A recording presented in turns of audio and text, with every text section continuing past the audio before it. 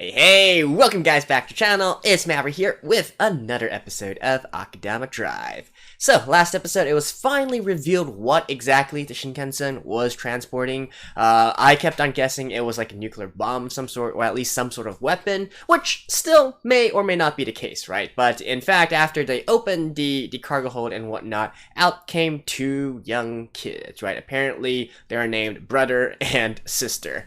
And they do seem to have some pretty interesting powers already. So the brother was able to project his voice and his consciousness into a cat, I guess you could say. Whether or not that's actually an artificial cat or whatnot, that's something that we'll need to see further. And then of course the sister has this ability to make this sort of shield. Not really sure what the properties of that shield is. It's definitely very high-tech, and it's definitely almost to the realm of being supernatural. But more to the point, what exactly are they going to do, right? They're now stuck in the middle of nowhere. Are they going to go back to Kansai? Are they going to continue forward to Kanto? There's obviously lots of theories now going through my head, such as, for instance, maybe the entirety of Japan is actually destroyed. Maybe Kanto does not exist anymore, and it's all just fake propaganda, and in fact, the only Japanese people remaining are those living in Kansai, right? That's also a possibility. In any case, let's get into the episode and see what is up. Alright, let's begin in 3, 2, 1, play. And of course, is there actually a spy among them, right?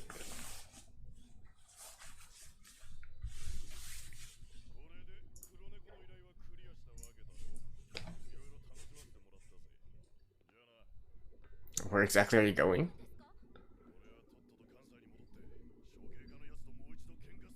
How?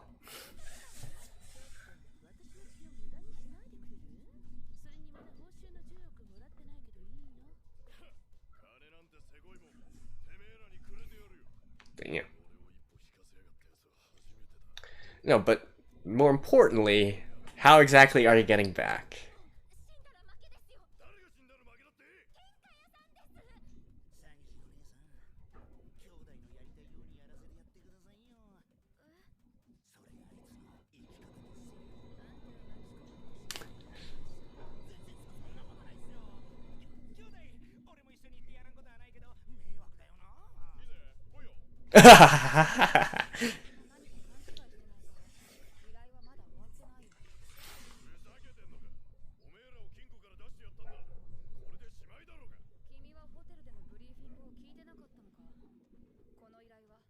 Yeah.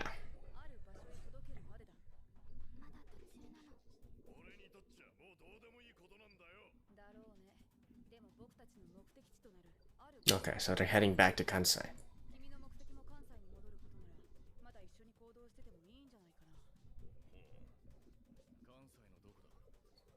Alright, that's your job, courier. How exactly are you guys gonna get out of here, though? So they're just gonna, like, carry the shield with them?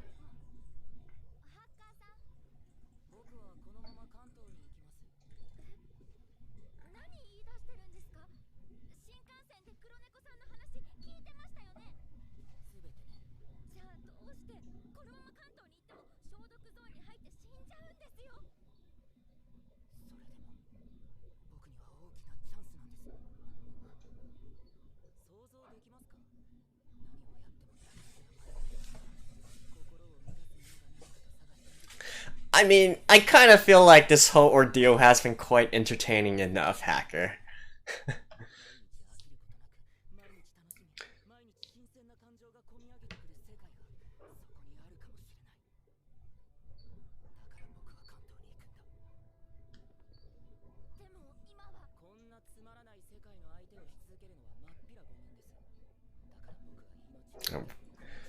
I'm gonna paradise, or I'm gonna be dead.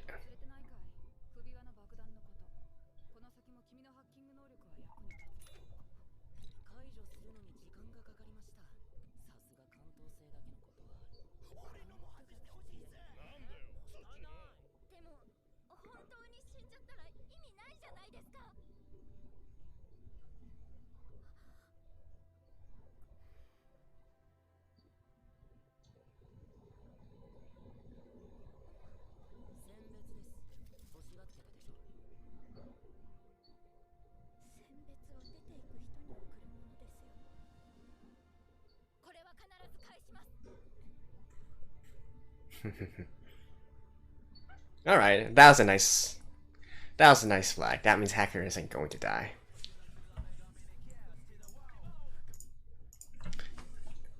Ugh.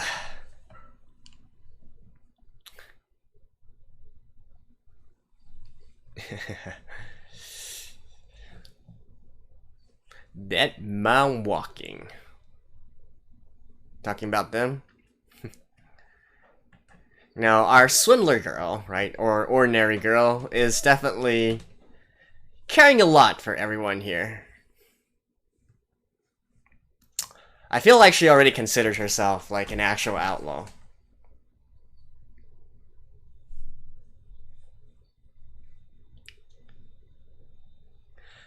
And if that, if that is to be believed, that floating wanted poster, I think she's actually now on it as well.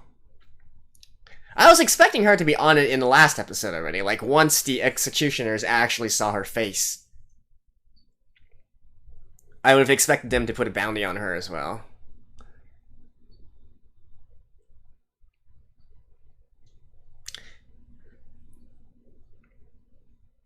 Chaos, man. I really don't know how I feel about this opening.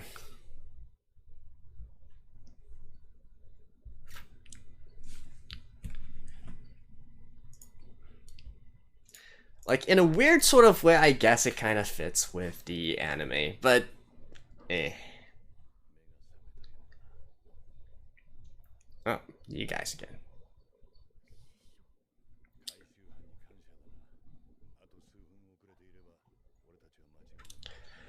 But you guys failed. So, I think they're now gonna bring out the big guns.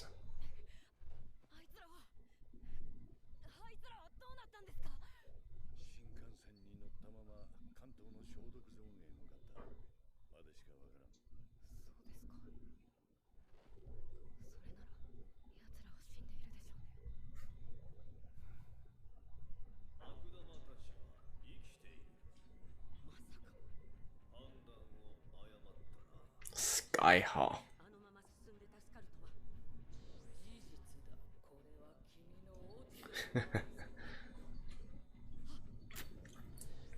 This is suddenly reminding me of No Gun's life.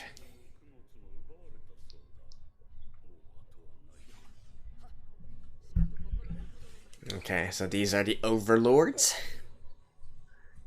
from Kanto, I'm presuming. Oh, she means business now. Like I said, the big guns are coming out.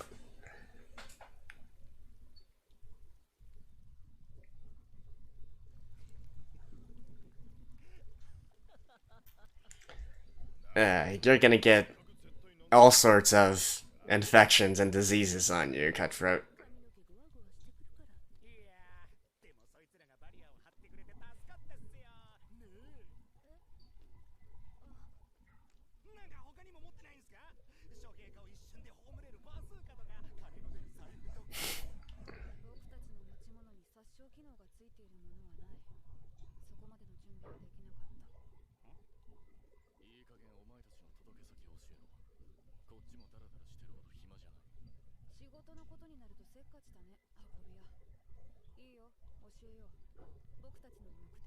The Seal Center.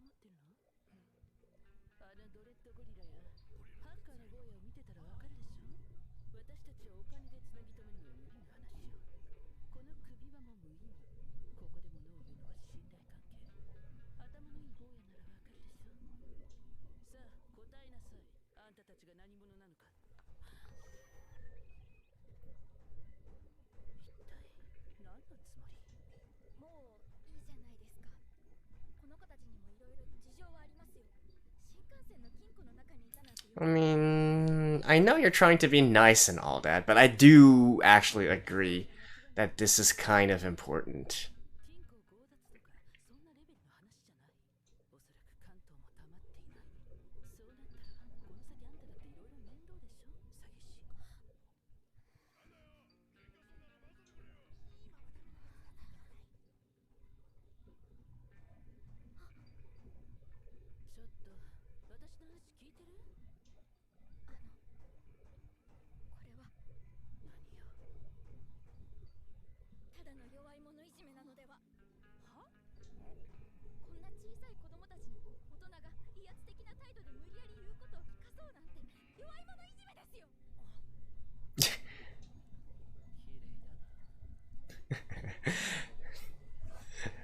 I do find it kind of they're like the bunch of the biggest wanted outlaws killed how many hundreds of people.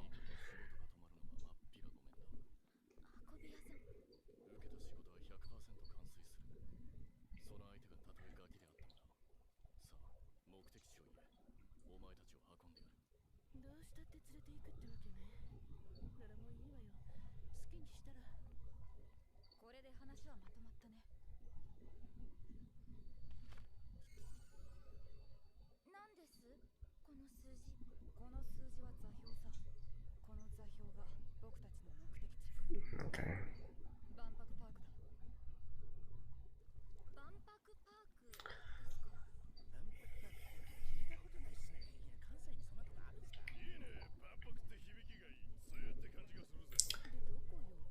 That was the Expo Park made in the 70s, right?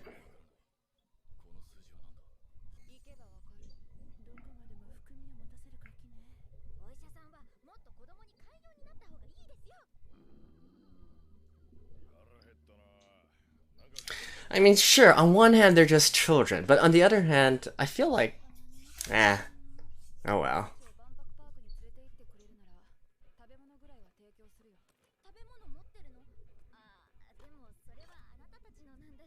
Hmm? What?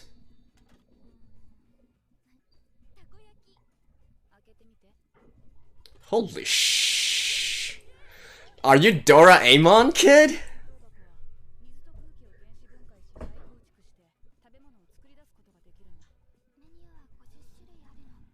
50 items on the menu, and it actually had takoyaki?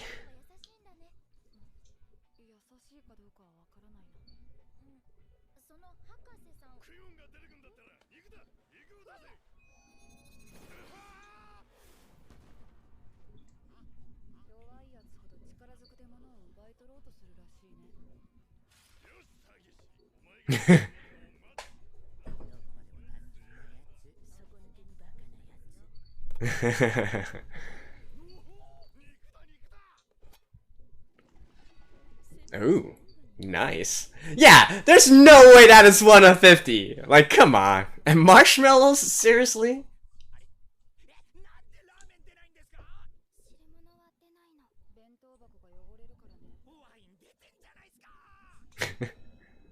Onigiri. Oh, he's getting takoyaki as well.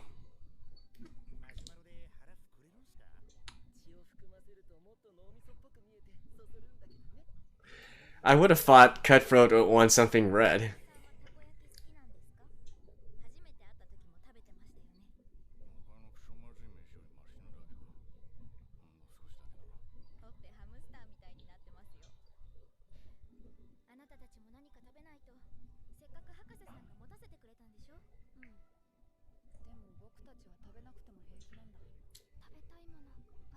Yeah.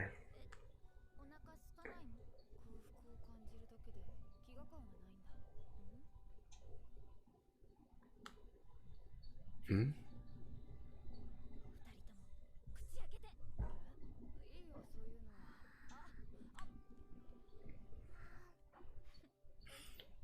So does that mean they can feel they want to eat but they don't need to eat?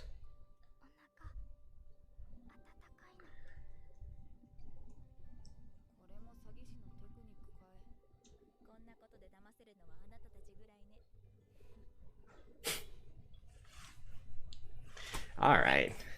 All fine and dandy.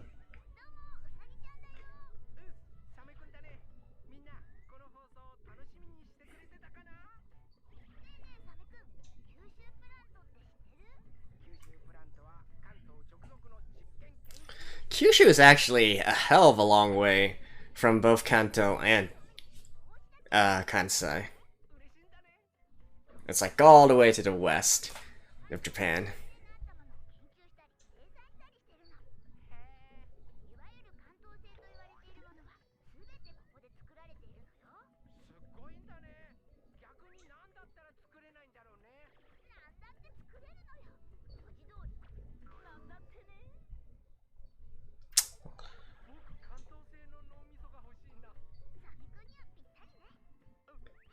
Okay, this is suddenly getting dark.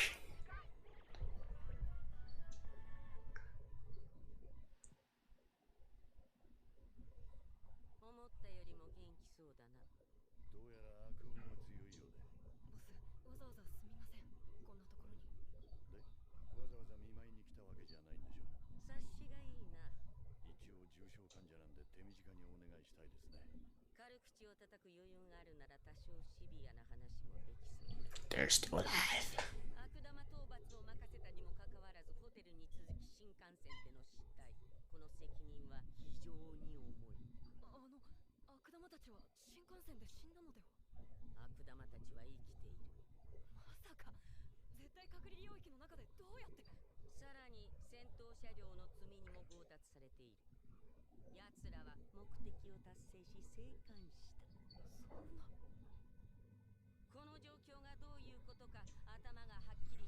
So, are they going to be court?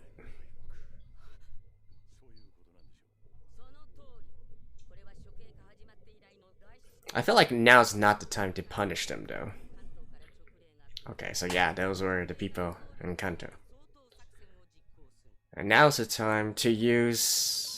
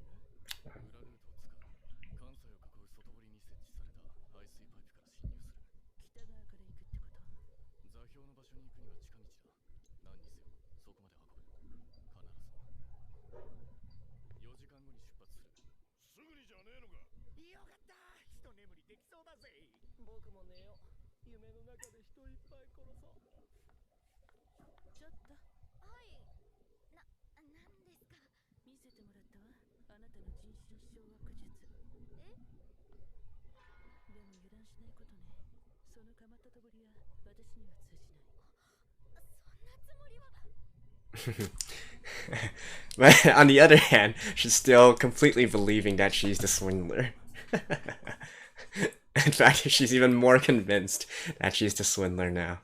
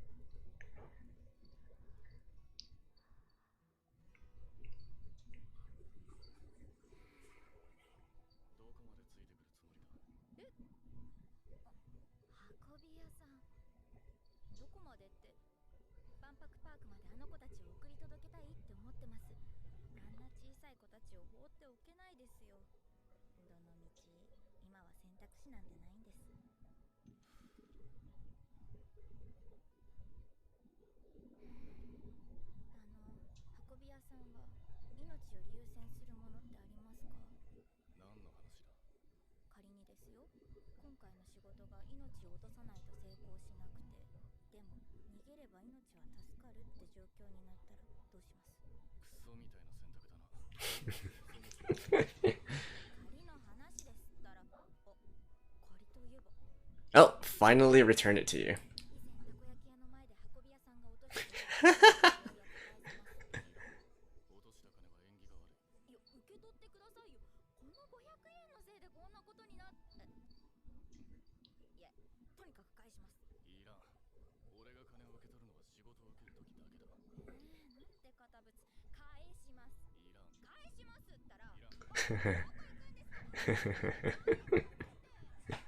He's probably like, these two are so flirting. Ooh, oh, executioner. 7, 8. Yeah. Total mobilization. Holy shit.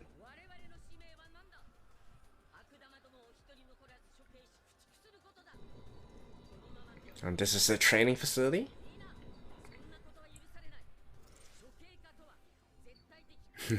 All 7. Oh, they're all worth the same now.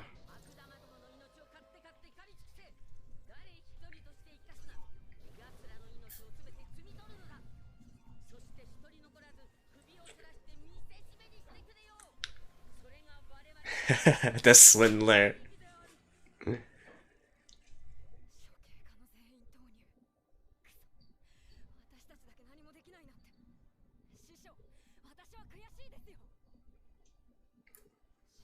Oh, he's gone.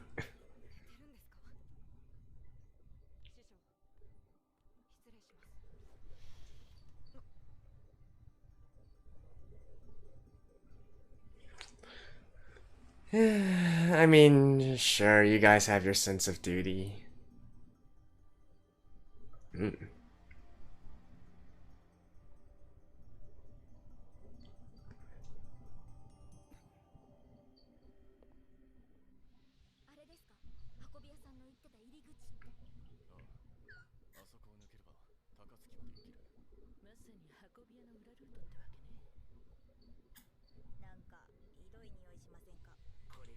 Well, it literally is Kansai's toilet.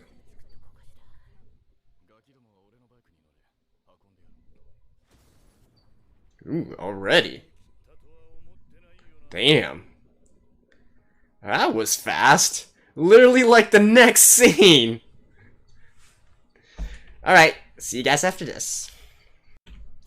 Okay, so that was episode 5 of Akudama Drive, and we already see things getting bigger and bigger, right? Certainly we do see the elder executioner. They call him the sensei in the credits. He is already there, stopping the Akudama. Briefly before that scene, we saw him basically putting his hand on top of a monument of some sort. I'm presuming that those are probably his former comrades, or perhaps even his students, or even his own masters that was perhaps killed in the line of duty, and so that's why he has a personal vendetta against the Akudama and whatnot. But in any case, even if they do get through him, right, like, holy shit, that is a lot of executioners. If they all have the same level of abilities as this one, yeesh, that is going to be a pretty one-sided battle, I gotta say. Especially since one of him is almost enough to take on all the Akudama, right? So, whew. And we do finally see them get all their wanted posters put up and updated, right? Like that, finally. It's kind of funny, but when you're going from the more antagonist point of view, or I guess not even antagonist, but like on the other side of the law, right? When you're an outlaw, you always care about like whether or not the characters actually have a high reward bounty or whatnot. It's the same in One Piece as well, where Luffy and his gang, they always, once they accomplish more and more, the bounty on their heads get higher and higher. It's a sort of like an accomplishment, right? It's goals there. And now all 7 of them, they're all the same, right? 100 million yen. Well, sorry, was it 100 million? I kind of forgot, but anyways, a very high number, right? The highest number ever. But the thing here is, okay, so 2 things. So one is the swindler our girl finally got her face out there as well. She's now officially part of the Akudama. And secondly, I actually went through and read through all the various, all the crimes that they listed for each of them. And I found it pretty funny because basically for all 7 of them, they all list the same thing. Breaking into Kansai Station, hijacking a train, and stealing some transported goods, right? And for their individual, like they each had an individual column to list what they were being apprehended for. It was the most minuscule kind of stuff. I thought that was pretty funny because you got stuff like breaking into Kansai Station and hijacking the Shinkansen or whatnot. And, in the process, they killed like tons of police, right? And yet, beyond the crimes that I already listed, the other crimes were what? Like, for instance, for the doctor, it was illegal practitioner of drugs. For the brawler, his crime was actually destruction of public property, right? And then for the swindler, right? For our girl, it was actually obstruction of duty. So, that's just so funny to me that they're doing all these huge crimes, they're killing tons of people, and yet, it's just like the difference in scale, right? Like breaking into a building, hijacking a train. Oh, hey. And, obstruction of duty and whatnot. So, fun. Like, not like a murder or larceny or grand theft or anything like that, but I just found the whole situation kind of funny there. just as a quick side note. So, anyways, unfortunately, we did not get any more information in this episode in regards to those 2. I was actually hoping that the doctor could get some information out of them, but apparently our girl, the swindler, stepped in a little bit too early. Like, okay, I kind of get it, right? They're kids and all, and sure. But at the same time, you already see that these are clearly kids who are capable of some pretty incredible things, and this is a pretty exceptional situation, right? I do think that if I were in that situation, I would also be maybe not as threatening in the way that the doctor tried to ask the questions, but I definitely would want to have some answers first before we go any further, right? Such as basic risk assessment. Who exactly are you going to be running from?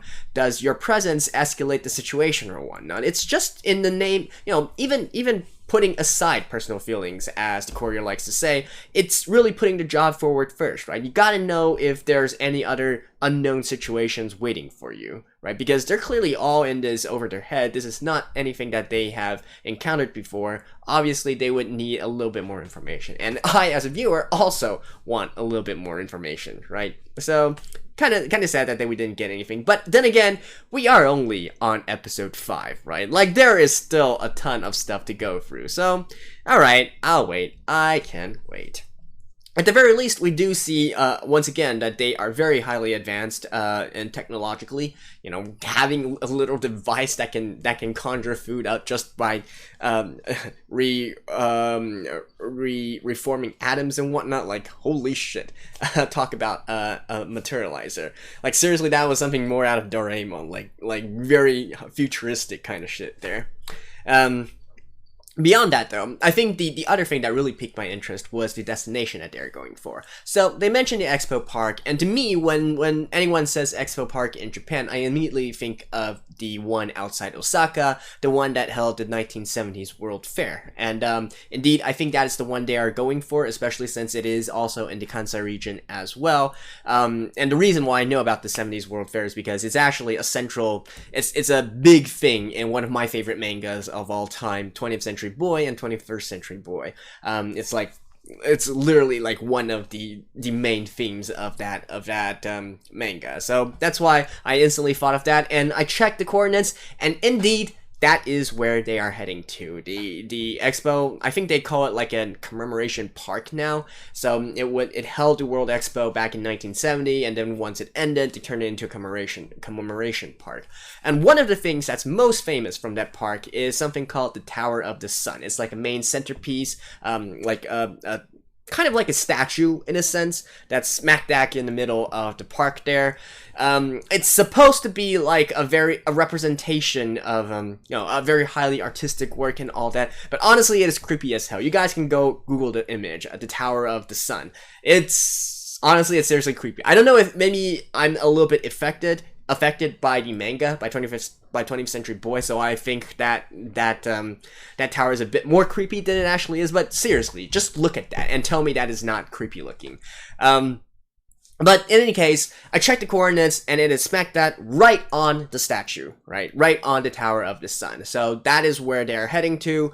I don't know what the last 6 digits are either, 001, 003. I first thought, is it referring to the different faces? Because the Tower of the Sun has 3 different faces. But I think they wouldn't need 6 digits for that. So my best guess right now is that perhaps it's some sort of locker combination or whatnot, and they're going to have to input it once they get to the tower. But in any case, we got the destination there. It was nice seeing a little Expo Fair reference here in this anime as well, and I am excited, right? I can already feel that there's probably going to be a big battle with the tower as a backdrop, because it's just so iconic there, right? So we got that. What else do we have to talk about in this one? So let's see. The swindler, right? Or our girl, the ordinary girl. Well,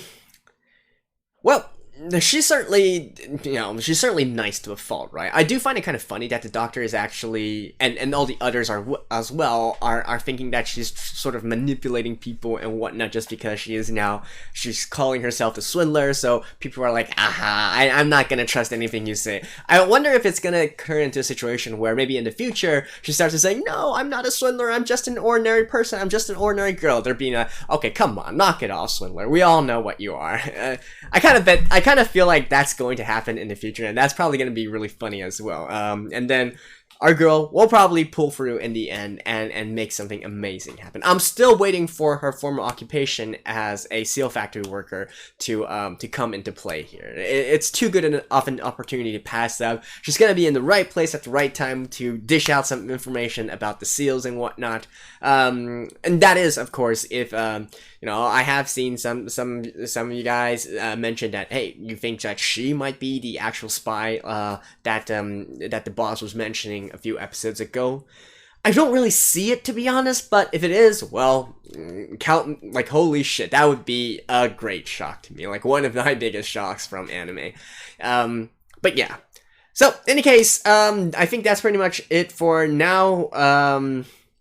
I mean, the series, this episode was fun as usual, not really much else to say there. Watching Brawler get how they actually work around Brawler's tendencies to calm him down and whatnot.